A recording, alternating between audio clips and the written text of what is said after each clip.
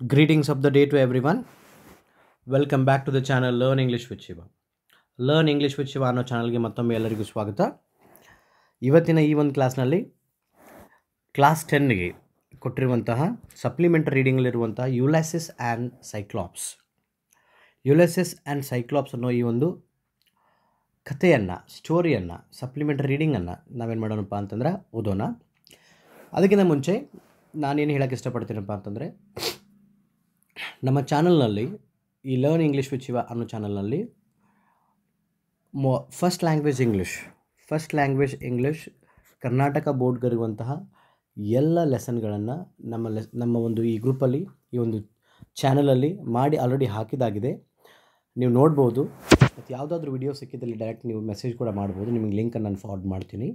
ಅದ್ರ ಜೊತೆಗೆ ಯಾವ ಗ್ರಾಮರ್ ಇಂಪಾರ್ಟೆಂಟ್ ಇದೆ ಅದನ್ನು ಕೂಡ ಇದರಲ್ಲಿ ಮಾಡಿ ಹಾಕಿದೆ. ನೀವು ಗ್ರಾಮರ್ ಸೆಕ್ಷನ್ ಕೂಡ ನೋಡಬಹುದು. ಯಾವುದಾದ್ರೂ ಡೌಟ್ ಇದ್ದರೆ ಕೇಳ್ಬೋದು. ಮತ್ತು ಕೆಲವೊಂದಿಷ್ಟು ಹಳೆಯ ಕ್ವಶನ್ ಪೇಪರ್ಗಳನ್ನು ಕೂಡ ನಾವೇನು ಮಾಡಿದ್ದೀವಪ್ಪ ಅಂತಂದ್ರೆ ನಮ್ಮ ಚಾನಲ್ನಲ್ಲಿ ಸಾಲ್ವ್ ಮಾಡಿದ್ದೀವಿ. You can watch them too. Okay, so without further delay we can start the lesson. So Ulysses and Cyclops ಈ ಒಂದು ಸ್ಟೋರಿಯನ್ನು ಚಾರ್ಲ್ಸ್ ಲ್ಯಾಂಬ್ ಅವರು ಇಲ್ಲಿ ಬರೆದಿರುವಂಥದ್ದು. ಓಕೆ, ಇದನ್ನು ಇವರು ಎಲ್ಲಿಂದ ಅಡಾಪ್ಟ್ ಮಾಡ್ಕೊಂಡಿದ್ದಾರಪ್ಪ ಅಂತಂದರೆ ನೀವು ನೋಡ್ಬೋದು. ಕೊನೆಗೆ ಗ್ಲಾಸರಿ ಅಂತ ಇದೆಯಲ್ಲ, ಗ್ಲಾಸರಿ ಹತ್ರ ನಿಮಗೆ ಕೊಟ್ಟಿದ್ದಾರೆ. ಯುಲಾಸಿಸ್ ಅಂದರೆ ಯಾರು ಮತ್ತು ಸೈಕ್ಲಾಪ್ಸ್ ಅಂದರೆ ಯಾರು, ಫಸ್ಟ್ ಇದನ್ನು ತಿಳ್ಕೊಳ್ಳೋಣ. The hero of Homer's epic Odyssey. Homer ಅಂತ ಒಬ್ಬ ಗ್ರೀಕ್ ದೇಶದ ಫಿಲಾಸಫರು. ಅವರು 2 ಮಹಾಕಾವ್ಯಗಳನ್ನ ಬರೀತಾರೆ. ಎಪಿಕ್ 2 ಮಹಾಕಾವ್ಯಗಳನ್ನು ಬರೀತಾರೆ. ಒಂದು ಇಲಿಯಡ್, ಮತ್ತೊಂದು ಓಡೆಸಿ ಅಂಥೇಳಿ. ಓಕೆ, ಸೊ ಈ ಓಡೆಸಿ ಅನ್ನೋ ಈ ಕಥನದಲ್ಲಿ ಹೇಗೆ ನಮ್ಗೆ ಮಹಾಭಾರತ ಮತ್ತು ರಾಮಾಯಣ ಮಹಾಕಾವ್ಯಗಳದಾವಲ್ಲ, ಹಂಗೆ ಓಡೆಸಿ ಮತ್ತು ಇಲಿಯಡ್ ಕೂಡ ಮಹಾಕಾವ್ಯಗಳೇ. ಓಕೆ, ಈ ಓಡೆಸಿ ಅನ್ನೋ ಈ ಮಹಾಕಾವ್ಯದಲ್ಲಿ ಬರುವಂಥ ಕ್ಯಾರೆಕ್ಟರ್ ಏನಪ್ಪ ಅಂತಂದ್ರೆ Ulysses. He was the king of the island. Ulysses ಯಾರಪ್ಪ ಅಂತಂದರೆ ಒಂದು ಕಿಂಗ್ ಆಫ್ ದಿ ಐಲ್ಯಾಂಡ್. ಹೆಸರೇನಪ್ಪ ಅಂತಂದ್ರೆ ಇಥಕಾ ಅಂಥೇಳಿ. ಇಥಕಾ ಅನ್ನೋ ಒಂದು ಐಲ್ಯಾಂಡಿನ ರಾಜ ಇನ್ ಗ್ರೀಸ್ ದೇಶದಲ್ಲಿ. After the Trojan war he embark to return home, but he met on the way a series of adventures, one of which is narrated here. ಏನಪ್ಪ ಅಂತಂದರೆ, ಟ್ರೋಜನ್ ವಾರ್ ಆದಮೇಲೆ, ಅಲ್ಲಿಂದ ಟ್ರೋಜನ್ ವಾರ್ ನಡೆದಿರುತ್ತೆ. ಆ Trojan war ಮುಗಿದಾದ್ಮೇಲೆ ವಾಪಸ್ Greece ದೇಶಕ್ಕೆ ಬರುವಾಗ embarkment start a journey through a boat.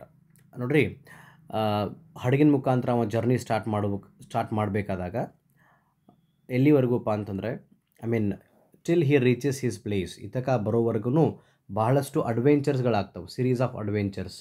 Okay, ಈ ಅಡ್ವೆಂಚರ್ಗಳಲ್ಲಿ ಇದು ಕೂಡ ಒಂದು. ಯಾವುದು ಇವತ್ತೇನು ನಾವು ಓದ್ತಾ ಇದ್ದೀವಲ್ಲ, Ulysses and Cyclops. Okay, hope ನಿಮಗೆ ಯುಲಾಸಿಸ್ ಅಂದರೆ ಯಾರು ಅಂತ ಅರ್ಥ ಆಯಿತು ಅಂದ್ಕೊತೇನೆ. ಮತ್ತು ಸೈಕ್ಲಾಪ್ಸ್ ಅಂದರೆ ಯಾರು ಅಂತ ನೋಡೋಣ. ಒಂದು ಜಾತಿ, ಇದೊಂದು ರೇಸ್ ಜನಾಂಗ. Race of giants having only one eye in the middle of the forehead, who habited the island of Sicily. ಇವರೇನಪ್ಪ ಅಂತಂದರೆ ಬೃಹತ್ ಆಕಾರದಲ್ಲಿರುವಂಥ ಒಂದು ಮಾನವ ಜನಾಂಗ ಇದೊಂದು. ಇವ್ರು ಎಲ್ಲಿದ್ದಾರಪ್ಪ ಅಂತಂದ್ರೆ ಸಿಸಿಲಿ ಅನ್ನೋ ಒಂದು ಐಲ್ಯಾಂಡ್ನಾಗಿದ್ದರು. ಓಕೆ, ಇವ್ರು ಹೆಂಗಪ್ಪ ಅಂತಂದ್ರೆ ಇವರಿಗೆ 2 ಕಣ್ಣಿದ್ದಿಲ್ಲ, ಒಂದೇ ಒಂದು ಕಣ್ಣಿತ್ತು. ಅದು ಎಲ್ಲಿತ್ತಪ್ಪ ಅಂತಂದ್ರೆ ನಮ್ಮ ಫೋರ್ಹೆಡ್, ಈಗೇನು ಹಣೆ ಅಂತ ಹೇಳ್ತೀವಲ್ಲ, ಹಣೆ ಮೇಲೆ ಏನಾಗಿತ್ತಪ್ಪ ಅಂತಂದ್ರೆ ಫೋರ್ಹೆಡ್ ಇತ್ತು. ಓಕೆ, ಇಲ್ಲಿ ನೋಡ್ಬೋದು ನೀವು ಇಮೇಜಲ್ಲಿ, ಇಲ್ಲೊಂದು ಕಣ್ಣು ಕಾಣ್ತಾ ಇದೆಯಲ್ಲ, ಇದೆ ರೈಟ್. ಸೊ ಇವನೇ ಈ ಬೃಹದಾಕಾರದ ಮನುಷ್ಯ ಏನದಲ್ಲ, ಇವನ್ನ ಏನಂತ ಕರಿತೀವಪ್ಪ ಅಂತಂದ್ರೆ ನಾವು ಸೈಕ್ಲಾಪ್ ಅಂತೇಳಿ ಕರಿತೀವಿ. ಅವ್ನಿಗೆ ಇನ್ನೊಂದು ಹೆಸರಿದೆ, ಅದನ್ನು ನೀವು ನೋಡ್ತೀರಿ, ಪಾಲಿಫೆಮಸ್ ಅಂತ ಹೇಳಿ. ಓಕೆ, ಈಗೇನು ಮಾಡೋಣಪ್ಪ ಅಂತಂದ್ರೆ ಲೆಸನ್ ಡಿಸ್ಕಷನನ್ನು ಸ್ಟಾರ್ಟ್ ಮಾಡೋಣ. Coasting on all that night by unknown and out of the way shores they came day break to the land where Cyclops dwell. ಏನಪ್ಪ ಅಂತಂದರೆ ಕೋಸ್ಟಿಂಗ್ ಅಂತಂದರೆ ಏನ್ರಿ, ಜರ್ನಿ ಮಾಡ್ತಾ ಸಮುದ್ರದುದ್ದಕ್ಕೂ ಸೇಲಿಂಗ್ ಮಾಡ್ತಾ ಏನಪ್ಪ ಅಂತಂದ್ರೆ ಅವರು ಒಂದು ಅನ್ನೋನ್ ಪ್ಲೇಸಿಗೆ, ಗೊತ್ತಿರಲದಂಥ ಒಂದು ಪ್ಲೇಸಿಗೆ ಬಂದು ನಿಲ್ತಾರೋ. They came by day break to the land where the Cyclops dwell. ಅವರು ಎಲ್ಲಿ ಬಂದು ಮುಟ್ತಾರಲ್ಲ ಅಲ್ಲಿ ರೆಸ್ಟ್ ಮಾಡ್ಬೇಕು ಅಂದ್ಕೊಂಡ್ರು, ಡೇ ಬ್ರೇಕ್ ತೊಗೋಬೇಕಂತೇಳಿ ಅಂದ್ಕೊಂಡ್ರು. ಮತ್ತು ಆ ಪ್ಲೇಸ್ ಯಾವುದಾಗೈತಪ್ಪ ಅಂತಂದ್ರೆ ಸೈಕ್ಲಾಪ್ಗಳು ವಾಸಿಸುವಂಥದ್ದು. ಡ್ವೆಲ್ ಅಂದರೆ ಏನು ರೀ, ವಾಸಿಸು. ಓಕೆ, ಸೈಕ್ಲಾಪ್ಸ್ಗಳು ಡ್ವೆಲ್ ಅಂದರೆ ವಾಸಿಸುವಂಥ ಸ್ಥಳಕ್ಕೆ ಯುಲಾಸಿಸ್ ಬಂದು ಸೇರ್ತಾರೆ. ಸೈಕ್ಲಾಪ್ಸ್ ಅಂದರೆ ಯಾರ್ರಿ? A sort of giant shepherds that neither sow nor plow, but the earth until produces for them rich wheat and barley and grapes. Yet they have neither bread nor wine, nor known the art of cultivation, nor care to know them, for they leave each man to himself. ನೋಡ್ರಿ ಇಲ್ಲಿ ತನಕ ನೋಡೋಣ, full point ಇಲ್ಲ ಅಂದರೂ ಕೂಡ ಇಲ್ಲಿ stop ಮಾಡ್ತಾ ಇದ್ದೀನಿ. ಈ ಸೈಕ್ಲಾಪ್ಸ್ ಅಂದರೆ ಯಾರಪ್ಪ ಅಂತಂದರೆ ಒಂದು ಬೃಹತ್ ಆಕಾರದಂತಿರುವಂಥ ಶಫರ್ಡ್ಸು, ಕುರಿ ಕಾಯೋರು ಇವರು. ಆ್ಯಂಡ್ ಅವ್ರಿಗೆ ಏನು ಗೊತ್ತಿಲ್ಲಪ್ಪ ಅಂತಂದ್ರೆ ಈ ಬಿತ್ತುವುದು ಗೊತ್ತಿಲ್ಲ, ನೇಗ್ಲ ಹೊಡೆಯೋದು ಗೊತ್ತಿಲ್ಲ. ಆದರೂ ಕೂಡ ಏನು ಮಾಡ್ತಿತ್ತಪ್ಪ ಅಂತಂದ್ರೆ ಭೂಮಿನ ಅವ್ರು ಉಳ್ತಿದ್ದಿಲ್ಲ. ಆದರೂ ಕೂಡ ಭೂಮಿ ಏನು ಮಾಡ್ತಿತ್ತಪ್ಪ ಅಂತಂದ್ರೆ ಅವ್ರಿಗೆ ನೋಡ್ರಿ, ಅಂಟಿಲ್ ಅಂದ್ರೆ not prepared for sowing, not prepared for producing ಅಂಥೇಳಿ. ಭೂಮಿ ಅವ್ರು ಬಿತ್ತನೆ ಮಾಡ್ತಿದ್ದಿಲ್ಲ, ಉತ್ತನೆ ಮಾಡ್ತಿದ್ದಿಲ್ಲ, ಭೂಮಿನ ಕೂಡ ಪ್ರಿಪೇರ್ ಕೂಡ ಮಾಡ್ತಿದ್ದಿಲ್ಲ ಬೆಳೆ ತೆಗಿಬೇಕಂತೇಳಿ. ಆದರೂ ಕೂಡ ಭೂಮಿ ಏನು ಮಾಡ್ತಿತ್ತಪ್ಪ ಅಂತಂದ್ರೆ ಅವ್ರಿಗೋಸ್ಕರ ಬಾರ್ಲಿ ಮತ್ತು ವೀಟನ್ನು ಕೊಡ್ತಿತ್ತು, ಅದ್ರ ಜೊತೆಗೆ ಗ್ರೇಪ್ಸ್ ಕೂಡ ಕೊಡ್ತಿತ್ತು. ಅದಾಗಿಯೂ ಕೂಡ ದೇ ಹ್ಯಾವ್ ನೀದರ್ ಬ್ರೆಡ್ ನಾರ್ ವೈನ್. ಅವ್ರಿಗೆ ಬ್ರೆಡ್ ಅಂದರೆ ಗೊತ್ತಿದ್ದಿಲ್ಲ, ರೊಟ್ಟಿ ಅಂದರೆ ಗೊತ್ತಿದ್ದಿಲ್ಲ, ಮತ್ತು ವೈನ್ ಅಂದರೆ ಗೊತ್ತಿದ್ದಿಲ್ಲ. ನಾರ್ know the art of cultivation. ಅವ್ರಿಗೆ ಯಾವ ಥರನಾಗಿ ಬೆಳೆ ಬೆಳಿಬೇಕು ಅನ್ನೋ ಒಂದು ನಾಲೆಜ್ ಕೂಡ ಇದ್ದಿದ್ದಿಲ್ಲ. Nor care to know them, for they leave each man to himself. ಅವ್ರಿಗೆ ನಾಲೆಜ್ ಇದ್ದಿಲ್ಲ, ಮತ್ತು ಅವ್ರು ಏನಪ್ಪ ಅಂತಂದರೆ ಅದನ್ನು ತಿಳ್ಕೊಳ್ಬೇಕು ಅನ್ನೋ ಒಂದು ವಿಚಾರ ಕೂಡ ಅವರಲ್ಲಿ ಇದ್ದಿದ್ದಿಲ್ಲ. ಮತ್ತು ಅವ್ರು ಹೆಂಗೆ ಬದುಕ್ತಿದ್ರಪ್ಪ ಅಂದ್ರೆ ಅವರಷ್ಟಕ್ಕೆ ಅವರೇ, ಈಚ್ ಮ್ಯಾನ್ ಟು ಹಿಮ್ಸೆಲ್ಫ್, ಅವನಷ್ಟಕ್ಕೆ ಅವನೇ ಹಂಗೆ. Without laws or government or anything like state or kingdom. ನೋಡ್ರಿ, ಅವ್ರಿಗೆ ಯಾವುದೇ ಥರನಾದ ಕಾನೂನು ಇದ್ದಿದ್ದಿಲ್ಲ, ಯಾವುದೇ ಥರನಾದ ಸರ್ಕಾರ ಇದ್ದಿದ್ದಿಲ್ಲ, ಅವರು ತಮ್ಮದು ಯಾವುದೇ ಥರನಾದ ರಾಜ್ಯ ಕೂಡ ಇದ್ದಿದ್ದಿಲ್ಲ. ತಾವು ಏನು ಮಾಡ್ತಿದ್ರಪ್ಪ ಅಂತಂದ್ರೆ ತಮಗೆ ಹೆಂಗೆ ಬೇಕೋ ಹಂಗೆ ಇದ್ದರು. But their dwellings are in caves. ಅವರ ವಾಸಿಸುವ ಸ್ಥಳಗಳು, ಡ್ವೆಲ್ಲಿಂಗ್ಸ್ ಅಂದರೆ ಏನು ರೀ? ನಾನು ನಿಮ್ಗೆ ಯಾವಾಗಲೂ ಹೇಳ್ತೀನಿ ಏನಪ್ಪ ಅಂತಂದರೆ, ನನ್ನ ಲೆಸನನ್ನು ಕೇಳುವಾಗ ಟೆಕ್ಸ್ಟ್ ಬುಕ್ ನಿಮ್ಮ ಮುಂದ್ಗಡೆ ಇರಬೇಕು ಮತ್ತು ಪೆನ್ಸಿಲನ್ನು ತೊಗೋಬೇಕು. ನಾನು ಯಾವಾಗ ಡಿಫಿಕಲ್ಟ್ ವರ್ಡ್ಸನ್ನು ಹೇಳ್ತೀನಿ ಮಾರ್ಕ್ ಮಾಡ್ಕೋಬೇಕು. ಮತ್ತು ಅವು ನಿಮಗೆ ನಾನು ಲೆಸನ್ ಮಾಡಿದ ಮೇಲೆ ರಿವಿಷನ್ ಮಾಡುವಾಗ ನೀವು ರಿವಿಷನ್ ಮಾಡ್ಕೋತಿರ್ತೀರಲ್ಲ, ಅವಾಗ ಹೆಲ್ಪ್ ಆಗ್ತಾವೆ. ಅದಕ್ಕೆ ಏನು ಮಾಡಿರಿಪ್ಪ ಅಂತಂತಂದ್ರೆ, just have a pencil with you. Whenever I say, just mark a word and write the meaning. ಡ್ವೆಲ್ಲಿಂಗ್ಸ್ ಅಂದರೆ ಏನ್ರಿ? ವಾಸಿಸುವಂಥ ಸ್ಥಳ. Are in the caves. ಅವರು ಯಾವಾಗಲೂ ಗುಹೆಗಳಲ್ಲಿ ವಾಸ ಮಾಡ್ತಿದ್ರು. On the steep heads of the mountain. ಈ ಮೌಂಟೇನಿನ ತುದಿಯಲ್ಲಿ ಒಂದು ಗುಹೆ ಮಾಡಿಕೊಂಡು ಅಲ್ಲಿರ್ತಿದ್ರಂಥವ್ರು, steep heads. Every man's household govern by his own caprice or not govern at all. ನೋಡ್ರಿ, ಪ್ರತಿಯೊಬ್ಬ ಅಲ್ಲಿ ಏನು ಹೌಸ್ ಹೋಲ್ಡ್ ಇತ್ತಲ್ಲ, ತನ್ನ ಕೆಲಸಗಳು ಏನಿದ್ವಲ್ಲ ತಮಗೆ ಮನಸ್ಸಿಗೆ ಬಂದಂಗೆ ಮಾಡೋದು. ವೇಮ್ ಅಂದರೆ ಒಂಥರ ಮನಸ್ಸಿಗೆ ಬಂದಂಗೆ ಮಾಡುವಂಥದ್ದು, ವೇಮ್ ಅಂತೇಳಿ. Okay, or not governed at all. ಅಥವಾ ಕೆಲವೊಮ್ಮೆ ಹೆಂಗೆ ಬೇಕಾದಂಗೆ ಇದ್ಬಿಡುತ್ತು, not govern at all, control ಇದ್ದಿಲ್ಲ, ರೆಗ್ಯುಲೇಷನ್ ಇದ್ದಿದ್ದಿಲ್ಲ ಏನು ಅಂತ. Ships or boats they have none. ಅವ್ರ ಕಡೆ ಶಿಪ್ಪು ಇದ್ದಿದ್ದಿಲ್ಲ, ಬೋಟು ಇದ್ದಿದ್ದಿಲ್ಲ. Not trade or commerce. ಯಾರ ಜೊತೆಗೆ ಬಿಸ್ನೆಸ್ ರಿಲೇಷನ್ಶಿಪ್ ಕೂಡ ಅವ್ರಿಗೆ ಇದ್ದಿದ್ದಿಲ್ಲ. Or wish to visit other shores. ಅವ್ರ ಊರು ಬಿಟ್ಟು ಹೋಗಿ ಮತ್ತೊಂದು ದಡಾನು ಸೇರ್ಬೇಕನ್ನೋರು ಇದ್ದಿಲ್ಲ, ಅಲ್ಲಿ ಜನ ಹೆಂಗದಾರಂತೆ ನೋಡ್ಬೇಕನ್ನೋ ವಿಚಾರ ಅವ್ರಿಗೆ ಇದ್ದಿದ್ದಿಲ್ಲ. ಅಂಥವ್ರು ಇವರು. ಓಕೆ, ಅನ್ಸಿವಿಲೈಸ್ಡ್ ಪೀಪಲ್ ಅಂತ ಹೇಳ್ಬೋದು ನಾವು. Yet they have convenient places for harbours and for shipping. ಆದರೂ ನೋಡ್ರಿ, ಅವ್ರಿಗೆ ಸಮುದ್ರ ದಂಡೆ ಇತ್ತು, ಹಾರ್ಬರ್ಸ್ ಇತ್ತು, ಬಿಸ್ನೆಸ್ ಮಾಡ್ಬೋದಾಗಿತ್ತು. ಇದೆಲ್ಲ ಇದ್ದು ಕೂಡ ಅವ್ರು ಯಾವುದ್ರ ಬಗ್ಗೆನೂ ತಲೆ ಕೆಡಿಸ್ಕೋತಿದ್ದಿಲ್ಲ.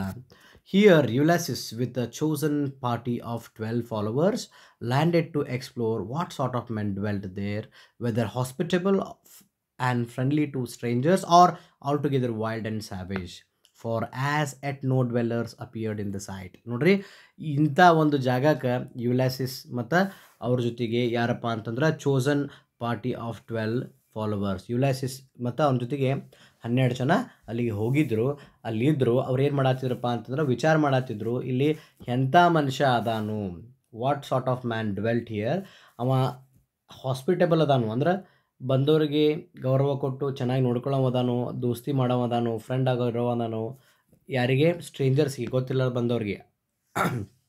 ಅಥವಾ ಅವೇನಪ್ಪ ವೈಲ್ಡ್ ಅದಾನು, ಸ್ಯಾವೇಜ್ ಅದಾನು ಅಂಥೇಳಿ ನೋಡ್ಬೇಕಂತ ಹೇಳಿನ ಕುಂತಿದ್ರು. ವೈಲ್ಡ್ ಅಂದ್ರೆ ನಿಮ್ಗೆ ಗೊತ್ತಿತ್ತು, ಕುರೂರಿ ಅದಾನು, ಸ್ಯಾವೇಜಸ್ಟ್ ಅದಾನು. ಅನ್ನಂದ್ರೆ ಸ್ಯಾವೇಜ್ ಅಂದ್ರೆ ಏನು ಹೇಳ್ಬೋದು ರೀ? ಅನ್ಸಿವಿಲೈಸ್ಡ್, ಅನಾಗರಿಕನದಾನು, ಎಂಥವದನ್ನು ನೋಡ್ಬೇಕಂತ ಕೂತಿದ್ರು. ಆದರೂ ಏನಾಗಿತ್ತಪ್ಪ ಅಂತಂದ್ರೆ ಇಲ್ಲಿವರೆಗೂ ಅವ್ರಿಗೆ ಯಾವುದೇ ಥರನಾದ ಡ್ವೆಲ್ಲರ್, ಅಲ್ಲಿ ವಾಸಿಸುವಂಥವ್ರು ಅವ್ರ ಕಣ್ಣಿಗೆ ಬಿದ್ದಿದ್ದಿಲ್ಲ. The first sign of habitation which they came to was a giant cave, rudely fashioned, but of a size which betokened the vast proportions of its owner.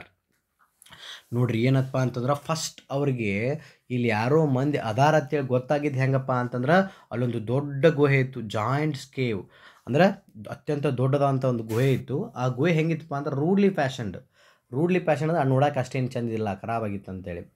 But of a size which betoken, ಅದರ size, ಆ ಕೇವ್ನ size ಅಂದ್ರೆ ಎಷ್ಟು ಗಾತ್ರ ಎಷ್ಟು ದೊಡ್ಡದಿತ್ತಲ್ಲ, ಅದು ಏನು indicate ಮಾಡಕತ್ತಿತ್ತು, ಬಿಟೋಕನ್ ಅಂದ್ರೆ ಏನು ರೀ, ಬಿಟೋಕನ್ ಅದು ಏನು ಇಂಡಿಕೇಟ್ ಮಾಡತ್ತಿತ್ತಪ್ಪ ಅಂತಂದ್ರೆ vast proportion of its owner, ಅಲ್ಲಿರುವಂತಹ ವ್ಯಕ್ತಿಯ ಒಂದು ದೊಡ್ಡ ಗಾತ್ರ ಏನೈತಿ ಅನ್ನೋದನ್ನು ಅದು ತೋರ್ಸಾಕತ್ತಿತ್ತು. The pillars which supported it being the bodies of a huge oaks and pines in the natural state of the tree. ನೋಡ್ರಿ, ಆ ಒಂದು ಗುಹೆ ಒಳಗೆ ಏನು ಪಿಲ್ಲರ್ಸ್ ಇದ್ದುವಲ್ಲ, ಆ ಪಿಲ್ಲರ್ಸ್ ಎದುರು ಇದ್ದಪ್ಪ ಅಂತಂದ್ರೆ ಅತ್ಯಂತ ದೊಡ್ಡದಾದಂಥ ಓಕ್ ಮತ್ತು ಪೈನ್ ಟ್ರೀಗಳಿಂದಾಗಿದ್ದು. ಅದು ಹೆಂಗಿತ್ತು, ಅವನು ಕಡ್ದು ಮಾಡಿದ್ದಿಲ್ಲ, ನ್ಯಾಚುರಲ್ ಸ್ಟೇಟ್ನಾಗೆ ಇದ್ದು ಗಿಡಗಳು ಅಲ್ಲೇ ಬೆಳೆದಿದ್ದು. ಅದರ ಕೊಂಬೆಗಳನ್ನು ಏನು ಮಾಡ್ಕೊಂಡಿದ್ರಪ್ಪ ಅಂತಾರೆ, ಅವ್ರನ್ನ ಸ್ಟೆಮ್ಮನ್ನು ಏನು ಮಾಡ್ಕೊಂಡಿದ್ದಪ್ಪ ಅಂತಂದ್ರೆ ಅಲ್ಲಿ ಪಿಲ್ಲರ್ಸ್ ಆಗಿ ಬಳಸ್ಕೊಂಡಿದ್ರು. And all about showed more marks of strength and a skill whoever built it. ನೋಡ್ರಿ, ಅದನ್ನೆಲ್ಲ ನೋಡಿದ ಮೇಲೆ ಅವ್ರಿಗೆ ಏನು ಒಂದು ಗೊತ್ತಾಯ್ತಪ್ಪ ಅಂತಂದ್ರೆ, more marks of strength than a skill whoever built it. ಆ ಗುಹೆಯನ್ನು ನೋಡಿ, ಈ ಗುಹೆ ಕಟ್ಟಿದವ ಹೆಂಗದಾನಪ್ಪ ಅಂತಂದ್ರೆ ಸಿಕ್ಕಾಪಟ್ಟಿ ಶಕ್ತಿಯುತ ಮನುಷ್ಯ ಅದನು. ಬಟ್ ಅವಂಗೆ ಏನಿಲ್ಲಪ್ಪ ಅಂತಂದ್ರೆ ಸ್ಕಿಲ್ ಇಲ್ಲ, ಕೌಶಲ್ಯ ಇಲ್ಲ, ನಾಲೆಜ್ ಇಲ್ಲ, ಅನಾಗರಿಕ ಮನುಷ್ಯ ಅದಾನ ಅಂತೇಳಿ ಅವ್ರಿಗೆ ಗೊತ್ತಾಯಿತು. ಓಕೆ, ಯುಲೆಸಿಸ್ ಎಂಟ್ರಿಂಗ್ ಇನ್ ಒಳಗೆ ಹೋದರು, admired the savage contrivances and artless structure of the place. ಅವರು ಅದನ್ನು ಅಡ್ಮೈರ್ ಮಾಡಿದರು, ಲೈಕ್ ಮಾಡಿದರು. ಓಕೆ, ಮತ್ತೇನಾಗತ್ತಪ್ಪ ಅಂತಂದ್ರೆ okay, structure of the place and long to see, longed ಅಂದ್ರೆ ಅವರು ವಿಶ್ ಮಾಡಕತ್ತಿದ್ರು, ಲಾಂಗಿಂಗ್ ಅಂತ, long to see the tenant of the outlandish mansion ಅಂದ್ರೆ ಅರಮನೆ ಅಂತ ಅನ್ಕೋಬೋದು ನೀವು, ಅರಮನೆ, ಬಟ್ ಅದು ಅರಮನೆ ಇದ್ದಿದ್ದಿಲ್ಲ. ಔಟ್ಲ್ಯಾಂಡಿಶ್ ಅಂದ್ರೆ ಏನು ರೀ, ಪೆಕ್ಯುಲಿಯರ್, ಸ್ಟ್ರೇಂಜ್ ಆಗಿರುವಂಥದ್ದು. ಸ್ಟ್ರೇಂಜ್ ಅಂದ್ರೆ ನಾರ್ಮಲ್ ಆಗಿ ಅಬ್ನಾರ್ಮಲ್ ಇರುವಂಥದ್ದು. ಓಕೆ, ಸೊ ಅವ್ರು ಏನು ಮಾಡಿದ್ರಪ್ಪ ಅಂತಂದ್ರೆ ಈ ಒಂದು ಮ್ಯಾನ್ಷನ್ನಾಗಿರುವಂತಹ ಮನುಷ್ಯ ಯಾವುದಾನು, ಟೆನೆಂಟ್ ಅದಾನ ಯಾವಲ್ಲ, ವಾಸಿಸುವಂಥ ಮನುಷ್ಯ ಯಾವುದಾನು, ಅವ್ನು ನೋಡಬೇಕು ಅಂತೇಳಿ ಅವರು ಅನ್ಕೊಳತ್ತಿದ್ರು. ಬಟ್ ವೆಲ್ ಕಂಜಕ್ಚರಿಂಗ್ ದ್ಯಾಟ್ ಅಂದ್ರೆ ಅವರು ಗೆಸ್ ಕೂಡ ಮಾಡ್ತಿದ್ರು. ಕಂಜಕ್ಚರಿಂಗ್ ಅಂದರೆ ಗೆಸ್ ಮಾಡತ್ತಿದ್ರು ಏನಂತ ಹೇಳಿ, gifts would have more avail in extracting courtesy. ನೋಡ್ರಿ, ನಮ್ಮ ಕಡೆ ಏನದಾವು, ಗಿಫ್ಟ್ ಅದಾವು, ಆ ಗಿಫ್ಟ್ಗಳನ್ನು ಅವ್ನು ಕೊಡೋದ್ರ ಮುಖಾಂತರ ನಾವು ಅವನ ಕಡೆಯಿಂದ ಕರ್ಟಸಿಯನ್ನು ಎಕ್ಸ್ಪೆಕ್ಟ್ ಮಾಡ್ಬೋದು, ಕರುಣೆಯನ್ನು ಎಕ್ಸ್ಪೆಕ್ಟ್ ಮಾಡ್ಬೋದು, ಅವ್ನು ನಮ್ಗೆ ಒಳ್ಳೆ ಥರನಾಗಿ ಟ್ರೀಟ್ ಮಾಡಂಗೆ ಮಾಡ್ಬೋದು ಅಂಥೇಳಿ Ulysses and his 12 followers were thinking. Then strength could succeed in forcing it. ಅದ್ರ ಜೊತೆಗೆ ಶಕ್ತಿ ಕೂಡ ಅದರಿಂದ ಗೆಲ್ಬೋದು ನಾವು ಅಂತ ಅಂದ್ಕೊಂಡ್ರು.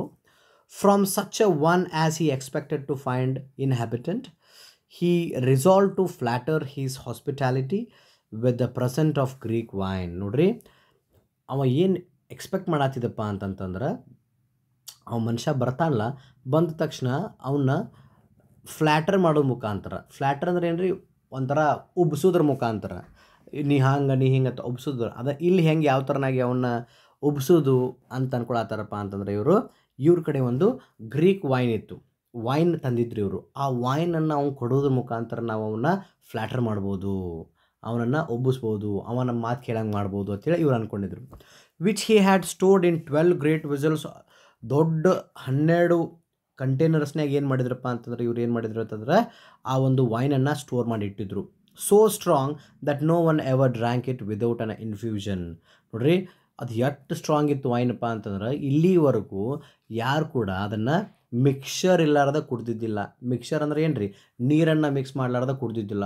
ಅದು ಎಷ್ಟು ನೀರು ಮಿಕ್ಸ್ ಮಾಡಿದ್ರಪ್ಪ ಅಂತಂದ್ರೆ 20 parts of water to 1 of wine. ನೋಡ್ರಿ, ಅಂದ್ರೆ ಇದರ ಅರ್ಥ ಏನಪ್ಪ ಅಂತಂದ್ರೆ, 1 ಬೂಚ್ ವೈನ್ ತೊಗೊಂಡ್ರಪ್ಪ ಅಂತಂದ್ರೆ ಅದಕ್ಕೆ 20 ಬೂಚ್ ನೀರು ಹಾಕುವಂಥದ್ದೊಂದು ಇನ್ಫ್ಯೂಷನ್ ಮಿಕ್ಸ್ಚರ್ ಮಾಡಬೇಕಾಗಿತ್ತು.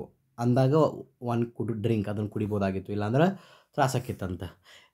Yet the fragrance of it even then so delicious that would have vexed a man who smelled it to abstain from tasting it. ನೋಡ್ರಿ, ಅದು ಎಂಥ ಒಂದು ಡೆಲಿಷಿಯಸ್ ಸ್ಮೆಲ್ ಇತ್ತಪ್ಪ ಅಂತಂದ್ರೆ, ಅಕಸ್ಮಾತ್ ಯಾರು ಅದನ್ನು ಸ್ಮೆಲ್ ತೊಗೊಂಡ್ಬಿಟ್ರಪ್ಪ ಅಂತಂದ್ರೆ ವ್ಯಾಕ್ಸ್ಡ್, ಅವ್ರಿಗೆ ಒಂಥರ ಅನಾಯ್ ಆಗಿಬಿಡ್ತಾರೆ, ಇರಿಟೇಟ್ ಆಗಿ ಸ್ಟಾರ್ಟ್ ಆಕೈತಿ.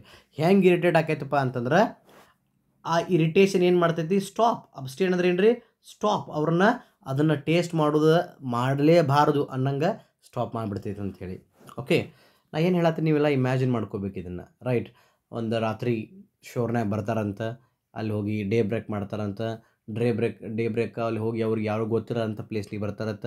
ಆ ಗೊತ್ತಿರೋಂಥ ಪ್ಲೇಸ್ನಾಗ ಸೈಕ್ಲಾಪ್ಸ್ ಅನ್ನೋ ಒಬ್ಬ ಜಾಯಿಂಟ್ ಪರ್ಸನ್ ಇರ್ತಾನಂತ. ಹಿಂಗೆಲ್ಲ ನೀವು ಇಮ್ಯಾಜಿನ್ ಮಾಡ್ಕೋಬೇಕು. ಇಮ್ಯಾಜಿನ್ ಮಾಡ್ಕೊಳ್ಳೋದ್ರಿಂದ ಏನಾಕೈತಪ್ಪ ಅಂತಂದ್ರೆ ನಿಮ್ಮ ಮೈಂಡ್ನಾಗ ಒಂದು ಸ್ಟೋರಿ ಬಿಲ್ಡ್ ಆಕೈತಿ. Okay, with the help of that story you can write 3 or 4 marks questions. Okay, whoever tasted it. Okay, ಆಮೇಲೆ whoever tasted it, it was able to raise his courage to the height of heroic deeds. ನೋಡ್ರಿ, ಅಕಸ್ಮಾತ್ ಯಾವಾರ ಅದನ್ನು ಕುಡ್ದಪ್ಪ ಅಂತಂದ್ರೆ ಅವ್ನಿಗೆ ಎಂಥ ಶಕ್ತಿ ಬರುತ್ತಂದ್ರೆ ದೊಡ್ಡ ದೊಡ್ಡ ಎಂಥ ಡಿಫಿಕಲ್ಟ್ ಕೆಲಸ ಇದ್ರೂ ಅದನ್ನು ಭಾರಿ ಹೀರೋಯಿಕ್ ಆಗಿ ಮಾಡುವಂಥ ಒಂದು ಶಕ್ತಿ ಬರುತ್ತಂತ ಅವ್ರು ಹೇಳ್ತಾರೆ. Taking with them a goat skin flagon full of this precious liquor. ಅವ್ರು ಏನು ಮಾಡಿರಪ್ಪ ಅಂತಂದ್ರೆ ಒಂದು ಗೋಟ್ ಸ್ಕಿನ್, ಫ್ಲಾಗನ್ ಅಂತಂದ್ರೆ ಏನು ರೀ, ಒಂದು ಕಂಟೇನರ್, ಗೋಟ್ ಸ್ಕಿನ್ನಲ್ಲೇ ಮಾಡಿರುವಂಥ ಒಂದು ಕಂಟೇನರ್ ಅದ್ರೊಳಗೆ ಹಾಕ್ಕೊಂಡ್ರು. They went to the recess of the cave. Recesses ಅಂದ್ರೆ ಏನು ರೀ, ಒಂದು ಏನು ಹೇಳ್ಬೋದಪ್ಪ ಅಂತಂದ್ರೆ ರಿಮೋಟ್ ಪ್ಲೇಸ್ ಅಂತ ಹೇಳ್ಬೋದು. ರಿಮೋಟ್ ಪ್ಲೇಸ್ ಅಂದ್ರೆ ಯಾರೂ ಇರಲಾರ್ದಂಥದ್ದು. ಅಲ್ಲಿ ಹೋಗಿ ಅವರು ಏನು ಮಾಡಿದ್ರಪ್ಪ ಅಂತಂದ್ರೆ ಕುಂದ್ರು. ಫಸ್ಟ್ ಯಾರಿಗೆ ವೇಟ್ ಮಾಡತ್ತಿದ್ರು, ಆ ಮನೆಯೊಳಗೆ ಯಾರು ಡ್ವೆಲ್ ಅದಾರು, ಯಾರು ವಾಸಿಸಕತ್ತಾರೋ ಅವ್ರನ್ನ ಕಾಯ್ಕೋತವರು ಕುಂತಿದ್ರು. ಓಕೆ, ನೆಕ್ಸ್ಟ್ ಏನಪ್ಪ ಅಂತಂದ್ರೆ ಮುಂದೆ ಏನಾಗುತ್ತೆ ಅನ್ನೋದನ್ನು ಲೈಕ್ ಮುಂದೆ ಸ್ವಲ್ಪ ಇಶ್ಯೂ ಐತಿ. ಓಕೆ ಫೈನ್, ಮುಂದೆ ಏನಾಕೈತಿ, ವೆದರ್ ಜಾಯಿಂಟ್ ಪರ್ಸನ್ ಸೈಕ್ಲಾಪ್ ಬಂದು ಅವ್ರಿಗೆ ವಿಶ್ ಮಾಡ್ತಾನೋ, ಅಥವಾ ಅವ್ರ ಜೊತೆಗೆ ಯುದ್ಧ ಮಾಡ್ತಾನೋ, ಅಥವಾ ಅವ್ರನ್ನೆಲ್ಲ ಹೊಡೆದು ಸಾಯಿಸ್ತಾನೋ, ಅಥವಾ ಅವರು ಹೊಡೆದು ಸಾಯಿಸ್ತಾರೋ ಅನ್ನೋದನ್ನು ನಮ್ಮ ನೆಕ್ಸ್ಟ್ ಕ್ಲಾಸ್ನಾಗ ನೋಡೋಣ. Okay, thank you for watching this video. If you like my teaching, please subscribe to my channel and share to your friends too. Thank you.